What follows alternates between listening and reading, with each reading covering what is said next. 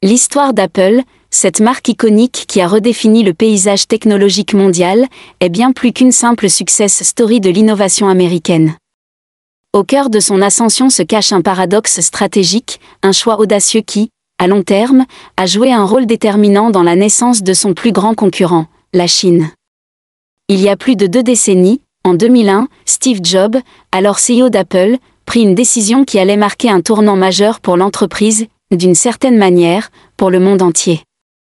Ce fut une décision radicale, délocaliser la production d'Apple en Chine.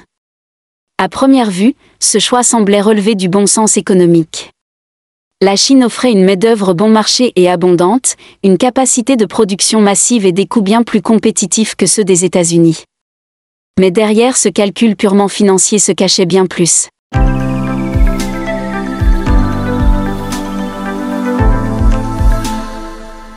À travers ce choix, Apple ne se contentait pas seulement de réduire ses coûts de production, elle avait ouvert la porte à un processus de transfert de savoir-faire massif. En s'installant en Chine, l'entreprise californienne a non seulement délocalisé la production de ses iPhones et autres produits phares, mais a également introduit son modèle d'innovation, son expertise technique et ses pratiques de R&D au sein même du territoire chinois. Le résultat fut un véritable bouleversement, non seulement pour la production d'Apple, mais pour l'ensemble de l'industrie technologique mondiale. Dès lors, la Chine ne se contenta pas de devenir un simple atelier de fabrication pour Apple. Elle se transforma rapidement en un véritable laboratoire d'innovation. Apple forma des milliers d'ingénieurs chinois, leur offrant un accès direct aux dernières technologies, aux secrets de fabrication et aux méthodes de production ultramodernes. Ce transfert de compétences permit à des entreprises locales, telles que Huawei, Xiaomi ou Oppo, de non seulement copier les produits Apple, mais de les améliorer et de les adapter à leurs propres besoins et à ceux du marché chinois. Ce fut le début d'une révolution industrielle qui allait se retourner contre son maître. En quelques années, la Chine est passée du statut de simple atelier du monde à celui de superpuissance technologique. Des entreprises chinoises, auparavant inconnues du grand public, sont désormais devenues des leaders mondiaux de la tech, armées des mêmes technologies et du même savoir-faire qu'Apple. Le terme « Made in China » a laissé place à « Innovated in China ». C'est ainsi que des géants comme Huawei, Xiaomi et d'autres ont pu non seulement rivaliser avec Apple, mais aussi le surpasser sur certains marchés.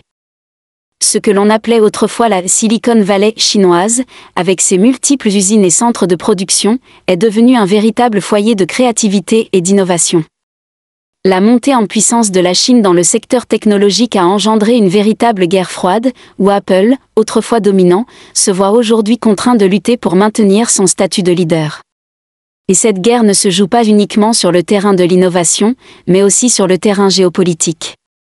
En 2017, Donald Trump, alors président des États-Unis, a menacé Apple de lourdes sanctions fiscales si la production de ses iPhones ne revenait pas sur le sol américain.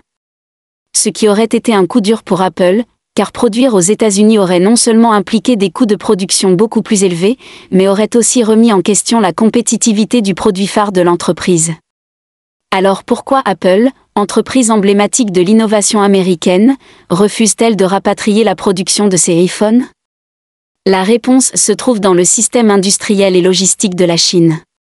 Contrairement aux États-Unis, où une telle production nécessiterait des mois, voire des années, pour atteindre une telle efficacité, en Chine, des géants comme Foxconn peuvent mobiliser 100 000 ingénieurs en seulement quelques jours. Les usines peuvent s'adapter instantanément aux besoins de production, et les délais sont considérablement réduits. Un système de production aussi flexible et réactif est tout simplement inégalé en Amérique. Ce n'est donc pas seulement une question économique, mais une question de survie. Apple, en choisissant la Chine comme terrain de production, a créé une bête qu'elle n'avait pas anticipée.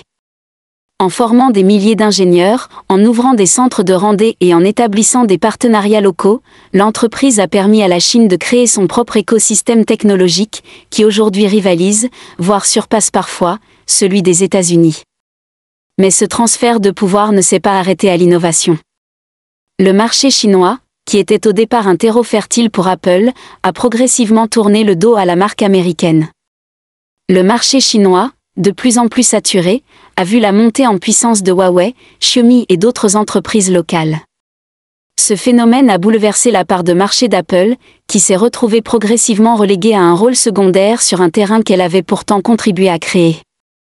La guerre froide technologique entre les États-Unis et la Chine a depuis pris des proportions géopolitiques. Chaque côté cherche à imposer ses règles, à dominer le marché mondial de la technologie et à s'assurer une place de choix dans l'avenir du numérique. Apple, en tant que précurseur de cette révolution technologique mondiale, est désormais pris dans un engrenage où ses propres décisions, prises à l'aube des années 2000, se retournent contre elle. Aujourd'hui, Apple est dans une position paradoxale, elle est à la fois victime et bénéficiaire de la montée en puissance de la Chine. Une victime parce qu'elle doit faire face à la concurrence de géants qu'elle a elle-même aidé à grandir, mais aussi une bénéficiaire, car elle continue de profiter de l'accès aux ressources et à l'énorme marché chinois, bien que la Chine soit désormais un concurrent de taille. La bataille qui se joue entre Apple et la Chine est bien plus qu'une simple rivalité économique.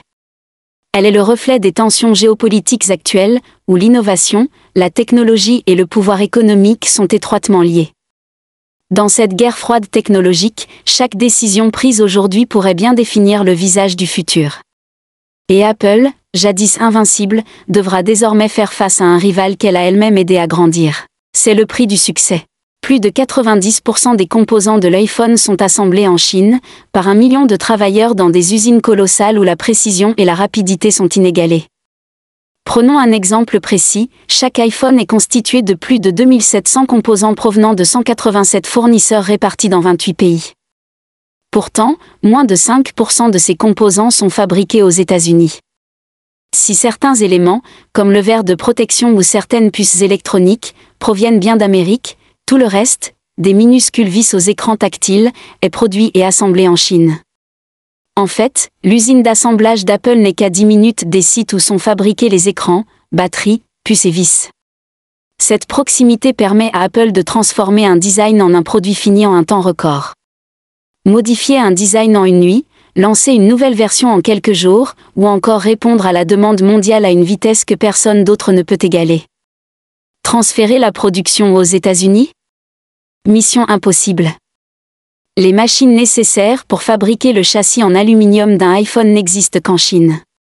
Les 74 vis minuscules qui maintiennent chaque téléphone sont fabriquées à la main en Chine et en Inde.